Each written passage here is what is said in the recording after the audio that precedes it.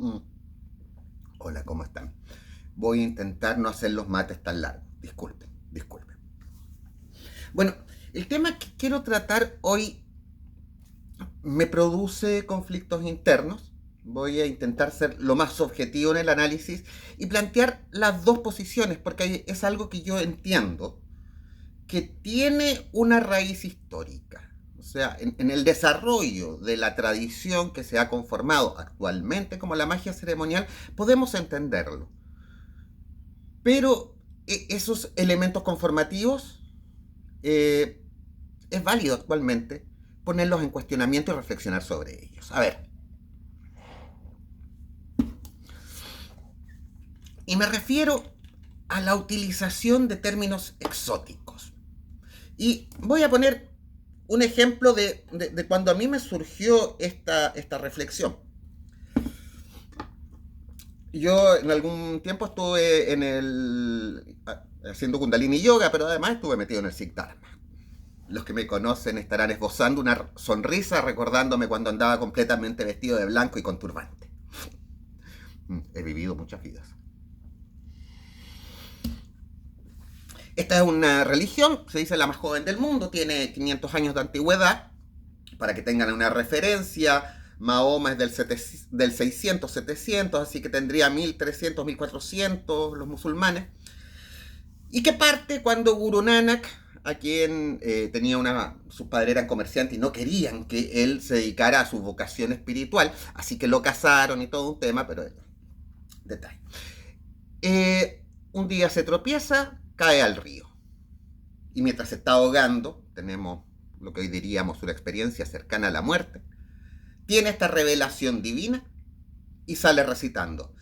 Con Kar Satenam Kartapur Nirvao Nirvera Kal Murata Yunisei Bongur Prasad Yap Atsach Ugatsach Hebisash Nane Kehosibisach, etcétera, etcétera, etcétera, recita todo el Siri Guru Granth Sahib, el libro sagrado del Sikh Dharma. En resumen. Ahora, yo, como cuando me meto en algo, me meto a fondo, me puse a estudiar qué eran esas palabras que tanto recitaba. Y el primer verso, Ek Onkar, acostumbra a traducirse como hay un solo Dios.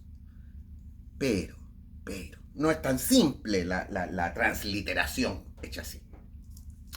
Ek, si bien puede usarse como el número uno, más que la señal aritmética de indicación del uno, es el concepto de la unidad. Ek es ese momento donde todo es uno. Es el concepto de que todo forma parte de una sola cosa. No es uno, como uno más uno, no, es el concepto de la unidad.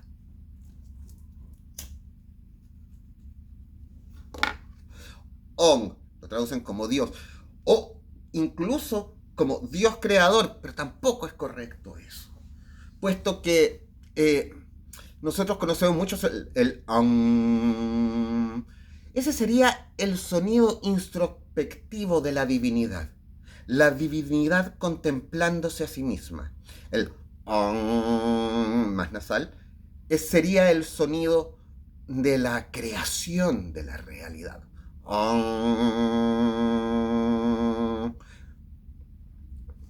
Así que es esa vibración creadora de todas las cosas. No es Dios creador. No, ni siquiera el Ong no indica entidad. Es una vibración generativa.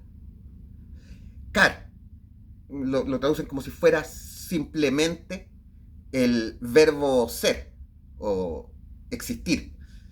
Y Kar en realidad es todo aquello que tiene manifestación, todo aquello que tiene inmanencia, todo aquello que existe en algún nivel de existencia. Entonces, Ek Onkar es más bien que todo aquello que es y que tiene manifestación viene originariamente de una misma vibración creadora. Y, de hecho, para introducirse en el concepto metafísico de esa frase implica meditar mucho sobre ella y sobre su significado. Y eso es el primer verso de todo un libro. Y claro, y eso a mí me implicaba todo un estudio lingüístico y empezar a introducirme al Punjabi, que es una variación del sánscrito en el que está escrito esta lengua. Pero ahí viene el tema. Para mí es una dificultad, es un obstáculo, porque yo no hablo Punjabi. De hecho, no nací con nadie cerca que hablase Punjabi. No me enteré de la lengua Punjabi hasta que empecé a practicar Kundalini Yoga. Sin embargo, para Guru Nanak Singh y sus Sikhs, los seguidores, por eso se le llama el Sikh Dharma, porque eran los seguidores de Guru Nanak, era su lengua natal, porque esa es la lengua común del Punjabi, de donde venía Guru Nanak Singh y donde se estableció el Sikh Dharma. Es decir, que para ellos les estaba hablando en su lengua cotidiana.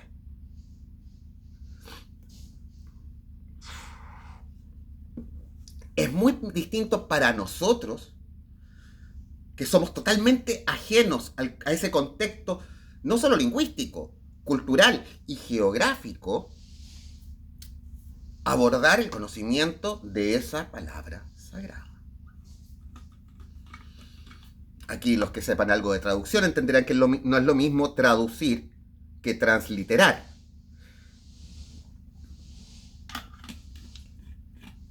Y eso me llevó a la comprensión también de que, en el fondo, todas estas palabras que usamos, que son tan exóticas y que nos parecen tan místicas, para quienes le dieron el sentido original, eran parte de su lengua cotidiana. Era algo que se podía entender.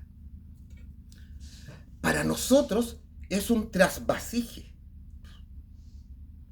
Es una descontextualización. Y aquí quiero decir algo inmediatamente. Esto que estoy diciendo no implica que no funcionen, todo lo contrario. Porque al estar recitando estas palabras en sánscrito, en hebreo, en chino, en el idioma que quieran, que responden a contextos socioculturales históricos totalmente dispares al nuestro, se genera, voy a usar el término, disonancia cognitiva.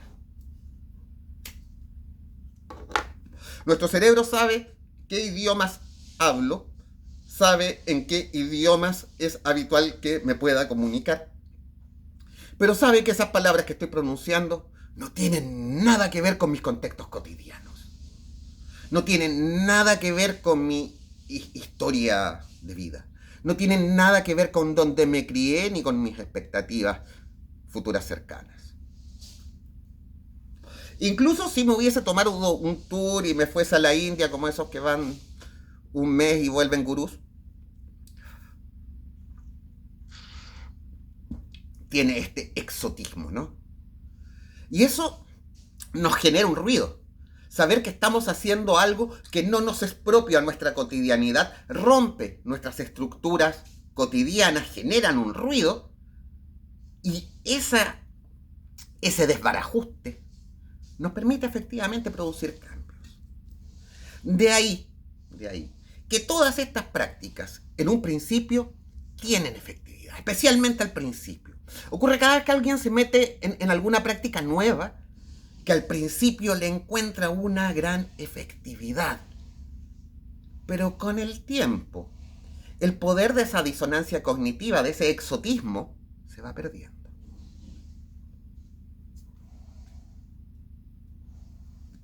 Porque se pierde la sorpresa y queda la extrañeza, la confusión, la duda y la incertidumbre de saber que no es algo que me corresponda.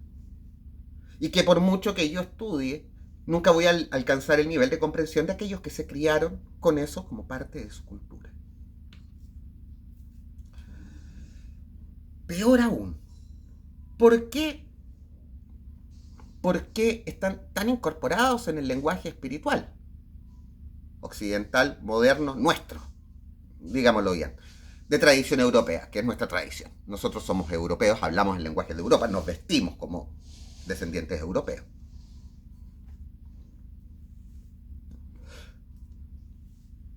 Porque la India fue colonia inglesa. Y los padres de la tradición de la magia ceremonial eran ingleses, burgueses, que se beneficiaron de este colonialismo.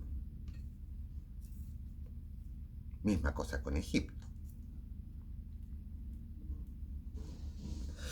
Toda Europa tenía una fascinación con los misterios egipcios, ya que se había perdido la tradición, los jeroglíficos no fueron traducidos hasta avanzado el siglo XIX, 1822-23, si mal no recuerdo, es cuando Champollion publica su descubrimiento de la traducción de la lengua de la piedra Rosetta, que estaba en 3 lenguas porque los últimos faraones eran de herencia griega, ni siquiera leían jeroglíficos, así que se los tenían que traducir al griego. Bueno, ese es otro tema.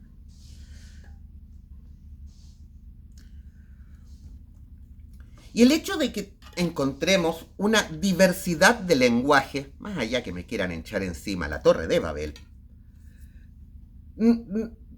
podemos también entenderlo con que cada grupo humano tiene su propia genealogía histórica, ha tenido sus propias experiencias vinculándose cada uno de ellos con determinados entornos geográficos, a partir de los cuales fueron construyendo, a partir también de su experiencia colectiva en esta interacción, estas palabras, considerándolas algunas más sagradas, otras más cotidianas, o algunas usándolas en determinados contextos, tomaban cierto significado, pero siempre dentro de ese contexto cultural. Y esto lo sabemos, o no lo sabemos, esto lo ha estudiado la semiótica, basándose en la heurística. Es decir, tenemos signos, sí, ok, tenemos signos naturales. Ver humo nos puede significar que ahí hay fuego. Pero la palabra perro, ¿en qué se parece al canino doméstico de 4 patas, regalón, bonito, tierno? ¿En qué se parece la palabra perro? Pero digo perro y todos nos entendemos, los hablantes de español, a lo que estoy hablando. Es totalmente arbitraria la relación y solo se entiende dentro del contexto cultural. Y eso es fácil de demostrar, ya que la palabra dog, del inglés, que no se parece en nada a la palabra perro, para los que están incorporados o tienen un entendimiento de esa estructura sociocultural, va a significar este canino doméstico. Por tanto,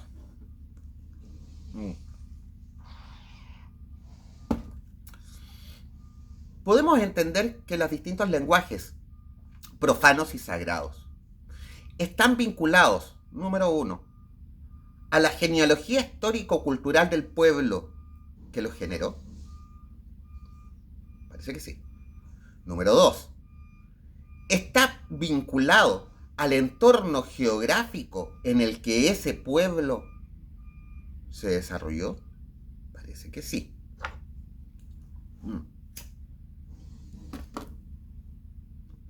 Y eso ni siquiera es necesaria mucha distancia. Hay, por ejemplo, los estudios que hay sobre lengua, sobre el zungún de los pueblos originarios del sur de Chile, encontramos términos que están en el huilliche y que no están en el mapuche, por ejemplo. ¿Por qué? Porque hay una serie principalmente de especies marinas, de moluscos, de peces, que se encuentran en el extremo sur, en la zona donde habitaron los huilliches, y no en la zona norte, donde habitaron los mapuches. Así que hay palabras que están en uno y no están en el otro, porque el lenguaje es una forma de comunicarse, pero también para relacionarnos con el medio geográfico en el que nos encontramos.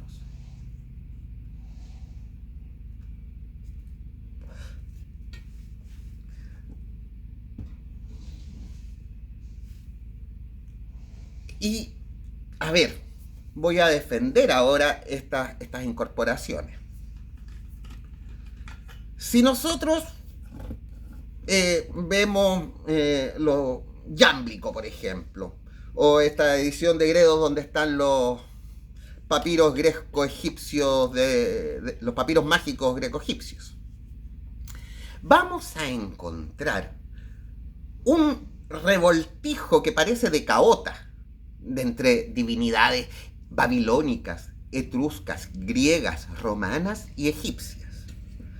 Podríamos incluso decir de que ni Mirceliade ni Fraser inventaron la religión comparada. De esos textos ya encontramos equivalencias Hermes Tot, por ejemplo. Así que de ahí extendamos ese mismo arquetipo de divinidad, no sé, a Ganesh, a Anansi o a otros. Sería parte de este proceso de interrelación de los distintos grupos culturales y que sería parte también del mestizaje que se va produciendo a medida que los distintos pueblos se van encontrando hasta llegar a este momento de globalización donde está todo conectado.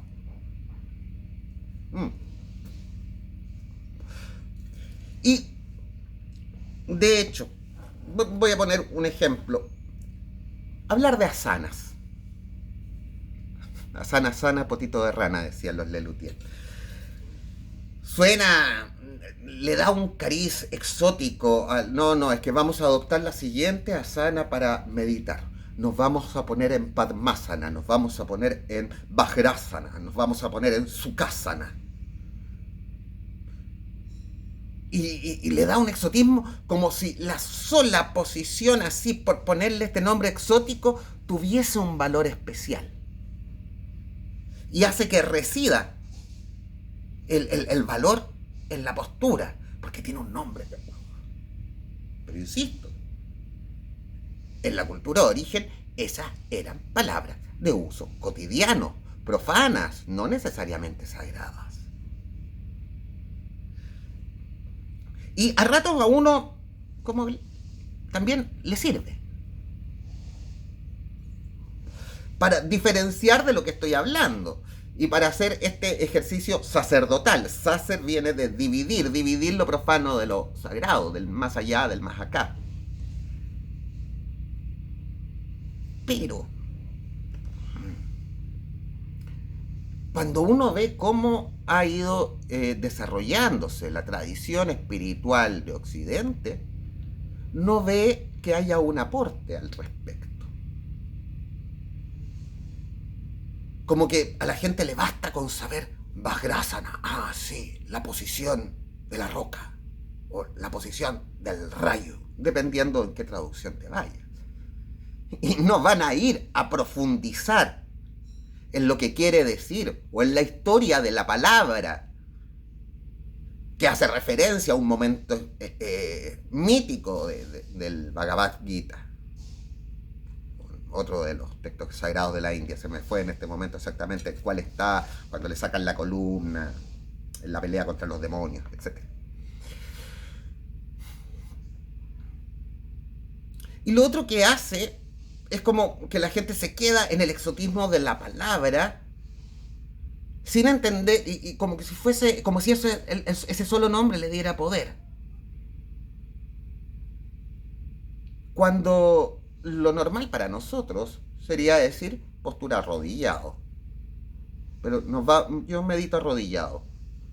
Puta, no suena cool. De hecho, puede sonar como que me arrodillo ante Dios y eso lo desvalorizamos y lo encontramos cristiano. Pero yo digo, no, es que yo medito en Vajrasana. Lucutún, podríamos decir, en mapuche incluso. Pero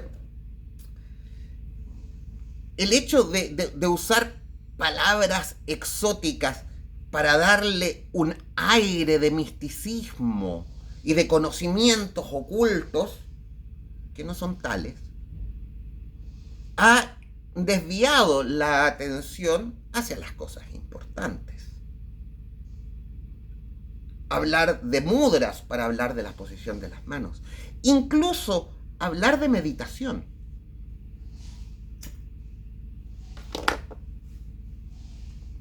Si nosotros leemos la utilización de la palabra meditación hasta el siglo XIX, no se refería a esta acción de contemplativa de buscar un punto de atención único,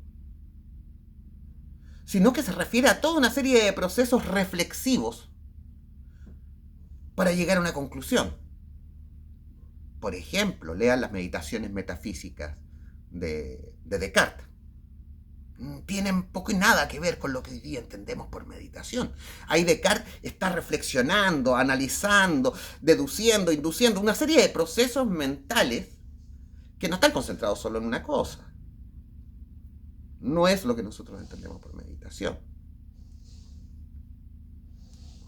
Y eso ha llevado a una gran confusión que es terreno fértil para los charlatanes.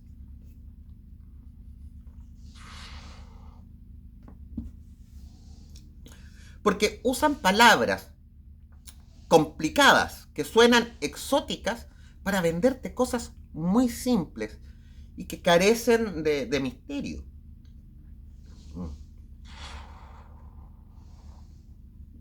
Entonces, ¿qué beneficio nos entrega utilizar este tipo de lenguaje cuando estamos en la exploración del alma? ¿No nos lleva a más confusión? ¿No nos lleva a más descontextualización? Por ejemplo, y lo leía en Butler, cuando habla de la construcción de rituales, él aconseja la utilización del inglés isabelino, una forma más antigua del inglés, que de hecho cuando encontramos las traducciones o las primeras descripciones del ritual del pentagrama, sus descripciones están escritas en este inglés.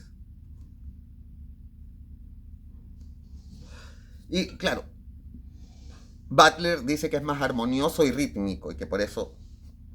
Pero también remite a lo previo, a lo que generó el lenguaje inglés actual.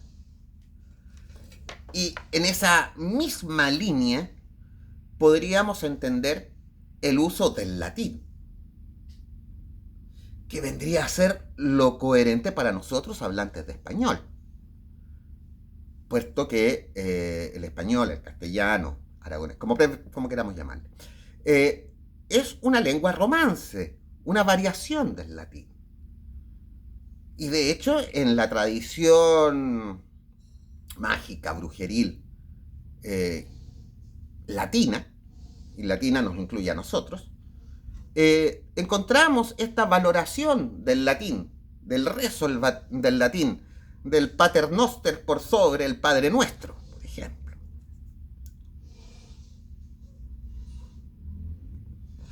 Pero incluso en esa tradición nos encontramos con variaciones desde el cristianismo y sincretismos. Por ejemplo, cuando uno analiza los rezos cristianos en latín, especialmente en el canto gregoriano, que sería como su forma más divina, San Agustín decía, el que canta reza dos veces, ¿no?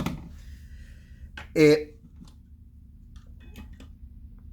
latín carece de palabras agudas. Todas son palabras llanas, palabras graves. No tiene acentos en la última sílaba.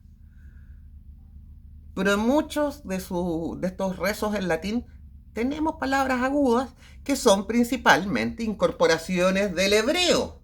No por nada la conocemos como una tradición judeocristiana. Y ojo que yo no soy cristiano, ni judío, ni siquiera estoy bautizado en esa. Y sin embargo, me crié en una cultura judeo-cristiana.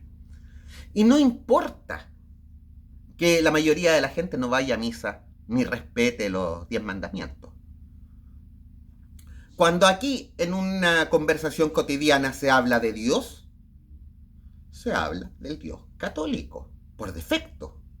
Como si no hubiesen existido, no existiesen actualmente más dioses en el mundo. Lo cual es una falsedad y un sesgo cultural. Cuando hablamos de rituales, los únicos que tenemos, están como instalados, sedimentados culturalmente, son los católicos. El bautizo católico, la comunión católica, encontrarte con Dios, etcétera. La tradición judeo-cristiana está instalada, independiente de que yo la siga, la practique o no.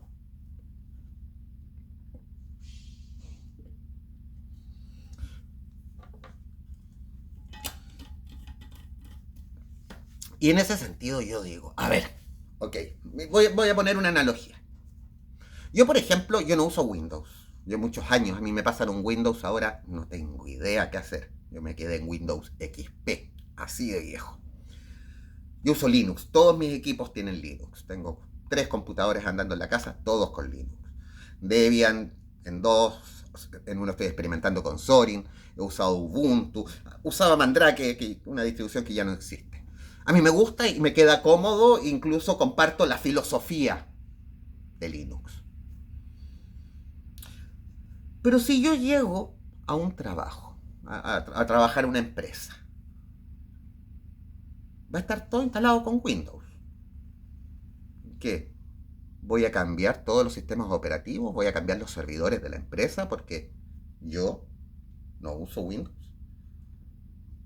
Me despiden al poco tiempo si me niego a usar Windows.